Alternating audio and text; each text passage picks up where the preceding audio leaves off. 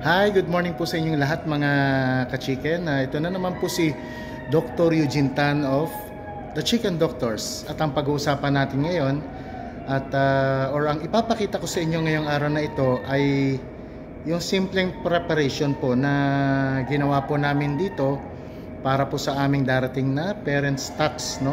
Ibig sabihin ng parent stock, ito po yung specifically layer parent stock po siya. So ito yung mga magiging magulang ng future na layer natin. So napakasimple lang ang preparation po namin dito. Unang-una po sa lahat, dapat all systems ay gumagana po, no? Number one na system po dito, syempre yung ating panel board na yan na pinapakita ko sa inyo ngayon. So ito dapat fully functional po ito kasi ito po yung magpapatakbo ng buong tunnel ventilation natin. Mahirap kasi pagka nandito ng manok tapos hindi pa pala nagana to at may defecto, magkakaroon po ng napakalaking mortality. At lahat ng automations po ay nandito po yan sa labat na mga wiring na yan. Kaya ganon po, hindi po siya ganon ka simple kung tutuusin, no? Bawas tao pero kailangan technically equipped or marunong po talagang gumamit po nito.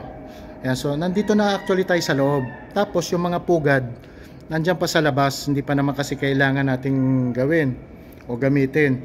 So etong mga gamit namin, recycled po to ng dali, maghuhubad lang tayong sapatos. Recycled po ng mga materials po ito. So same lang din, linso lang din, no, na itinornilyo, binilog-bilog lang namin yan. Tapos check paper po. Pero ito mamaya 2 hours before deloading, lalagyan po namin ng galloners. Yung galloners na ginagamit lang din po natin sa mga pagsisisiw. Then i-replace na rin natin yung mga ilaw na yon. Ito yung mga ganitong lamp na mga defective na, tinanggal na po yan at pinalitan na ng bago.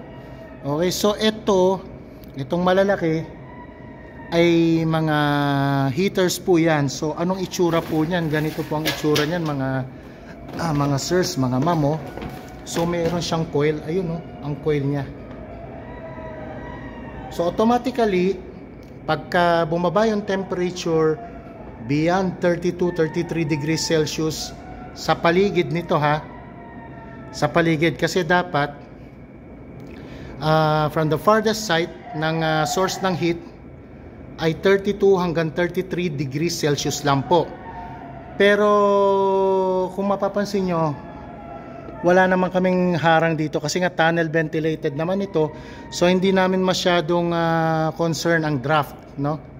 Or yung biglang pasok na mga hangin or uneven temperature, kasi ang ide-detect po ng ating building ay yung overall na temperature. So ito yung heater lamp nya. Tapos meron din po tayong mga ilaw dito, pero actually nag-cause din ng heat ito eh. So parang tinitimpla-timpla niya po. So yan, heating lamp din po ito eh. Ito constant na nakabukas po yan, mainit. Pero pagka nag-fluctuate, yun po ay aandar naman po yun pag nag-fluctuate yung temperature. So nakita nyo yung electronic devices, ayan, nakakabit po yan doon. Papunta po yan doon sa ating panel board doon para mag-automate. So ano tong maliit na to? Ito yung paglalagyan ng mga males, yung mga lalaki, kasi hindi po pinagsasama ang lalaki sa babae ng mga breeders. Nakahiwalay po talaga yan. Ganon din, ito, ayan yung mga coils, heating coils. Yun, dalawa pa nga ito eh. Ito medyo sobra ito. So baka ang mangyayari dito, pag umiinit, mamamatay lang din ang mamamatay naman ito. Yun ang kagandahan pagka automatic o climate controlled. Eventually, pagka sanay na yung mga sisiw dito, padadaanin na yung tubig doon sa mga nipple drinkers na yon para masanay sa ganong klaseng sistema. Tapos on the first week, kailangan na either patungan namin to ng bago na check paper or totally replacement, or i-expand na namin to para po makuha natin yung tamang floor space. Kung magagawa po ninyo na mas maganda po rito, ito kasi hindi pantay-pantay yung pagkakabilog eh. Pero it works for us kasi yun ang dito. So ito ay heating lamp pa rin yan, medyo mababa. Yan, tapos unti-unti po yan by age ng mga 2 weeks old, 3 weeks old, full expansion na dito sa itong section na ito, bago po unti-unting atras doon. So depende po sa health ng sisiw. Sabi ko nga, pagka brooding, hindi lang dapat yung puro init ng temperature sa loob, dapat may ventilation din. So eventually merong maliliit na fans doon sa dulo para po sumipsip ng hangin mula doon sa diyan sa cooling pads yan nasa gilid eh. Pero hindi pa naman umaandar yan. So yung mga excess na heat lalabas po dyan dahan-dahan. Okay? Para hindi naman nakukulob yung ating mga sisiw. Then kung may mga iba pang problema, ang nangyayari po rito, meron pong alarm para, kasi kukunti nga ang tao rito, so kailangan ng alarm. So ano yun, ito yung alarm niya, no? So ayan ang alarm. Yan ang nagbibigay ng signal kung may problema yung building or merong mga tripping ng electricity sa loob. Kasi pagka ganito, maluwag sa tao, pero ang nangyayari po, pagka hindi magandang ventilation o bigla nag brown out, malaking problema pag hindi na monitor. Napakalaking mortality kasi parang ikukulob mo sa loob yung mga manok eh. Mawawalan sila ng hangin. Kaya kailangan ng mga alarm system. Part yun ng security. After that, ang mag-aalaga dito, isang tao na lang. So yun, ganun po ang sistema ng brooding dito. Then eventually, pagka edad ng mga 16 weeks or 15 weeks, pagka pinaghiwa-hiwalay na, pinagsasama na namin yung babae at lalaki, no? Tapos ipapasok na yung para masanay. So tignan natin yung bata-bata na batch na susundan. Ito po. Ito actually wala pang wala pang puga dito kasi bata pa ito eh. So ayan oh. Pero magkasama na yung lalaki at babae namin. Ayan. So ganito ang itsura ng mga juveniles, mga bata. Ayan.